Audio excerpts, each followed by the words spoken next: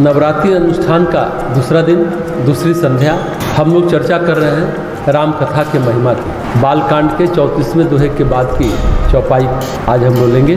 5वीं चौपाई है रामचरितमानस मुनि भावन, बिरचेयु शंभु सुहावन पावन, त्रिविध दोष दुख दारिद दावन, कली कुचाली कुली कलुष नसावन। ये रामचरितमानस मुनियों का प्रिय है। इस सुहावने और पवित्र मानस को शिव जी ने रचा।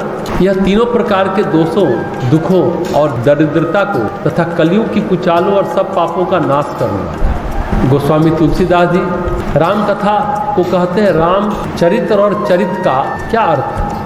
अंग्रेजी में चरित्र को कैरेक्टर कहते हैं। इसे परिभाषित होता है व्यक्तित्व। चरित्र का एक शब्द और होता है चर्या, मतलब आचरण।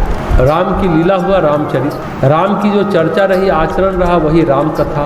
रामचरित यानी राम लीला, तो रामचरित मानस मुनि भावन।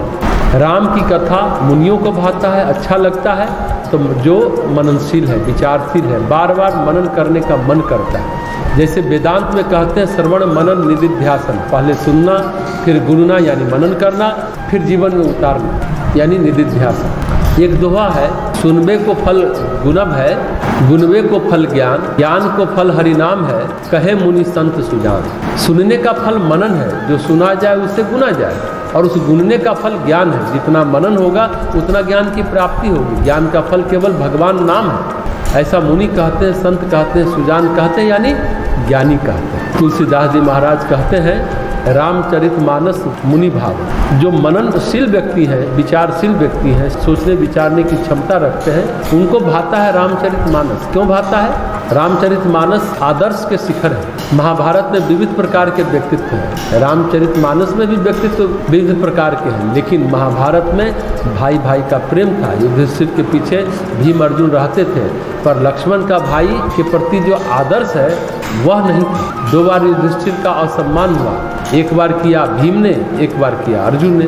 जब युधिष्ठिर ने बंटवारा स्वीकार कर लिया तो भीम ने कहा जी करता है तुम्हारा हाथ तोड़ दे। जब हस्तिनापुर का बंटवारा हुआ, इंद्रप्रस्थ खांडवप्रस्थ का, हमारे पिता का पूरा राज्य था, तुमने बंटवारा स्वीकार किया, लेकिन राम ने पूर्ण राज्य अस्वीकार कर दिया। लक्ष्मण ने भी कुछ नहीं कहा, साथ में वनवास चले गए। लक्ष्मण जैसा भाई और भरत जैसा भाई महाभारत में ढूंढने को नहीं मिलेंगे। युधिष्ठिर घायल होने लगे तो अर्जुन से कहे तुम गांडीव रखने लायक नहीं हो, गांडीव रख दो। तो अर्जुन ने कहा कूट कूट कर कायरता तुम्हें भरी है, और गांडीव रख देने की बात हमसे कर रहे हैं। ऐसी बात लक्ष्मण या भरत कभी राम से कह ही नहीं सकते थे। हालांकि अवसर 1-2 बार आया, पर लक्ष्मण और भरत जैसा भाई नहीं मिल सकता। ऐसा युधिष्ठिर के साथ भीम और अर्जुन ने किया, भरत और लक्ष्मण ऐसा विचार ही नहीं कर सकते। तो भाई का आदर्श भरत और लक्ष्मण में है, पुत्र का आदर्श राम में है, पर महाभारत में ऐसे आदर्श नहीं है। पत्नी का आदर्श सीता में है, सीता जैसी आदर्श पत्नी महाभारत में नहीं है। सीता राम के साथ वनवास गई,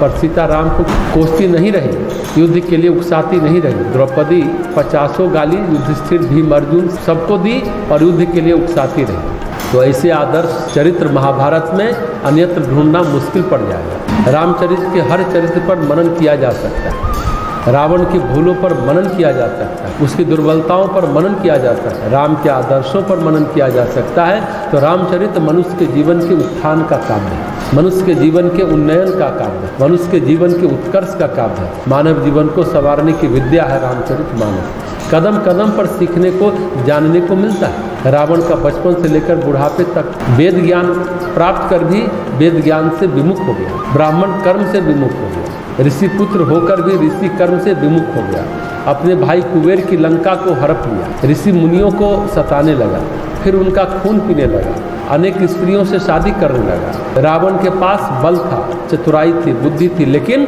विवेक नहीं था। रावण महत्वाकांक्षाओं से पीड़ित व्यक्ति था। उसके जीवन में सदुद्देश्य नहीं था। ऐसा एक भी अच्छा उद्देश्य नहीं था जिसे वह पूरा कर लेता और उसे महान कहा जाता। तपस्वी था पर अहंकारी था। पर तपस्वी तो सभी राक्षस होते हैं। रावण से ज़्यादा तपस्वी तो हिरण्यकश्यपु था। रावण से ज़्यादा बलशाली है। तपस्या वाला गुण सिर्फ रावण में है ऐसा नहीं है, पर राम में जो गुण है वह किसी में नहीं है। राम में जो मर्यादा है, जो धर्म है, जो शील है, वो अन्यत्र कहीं नहीं है।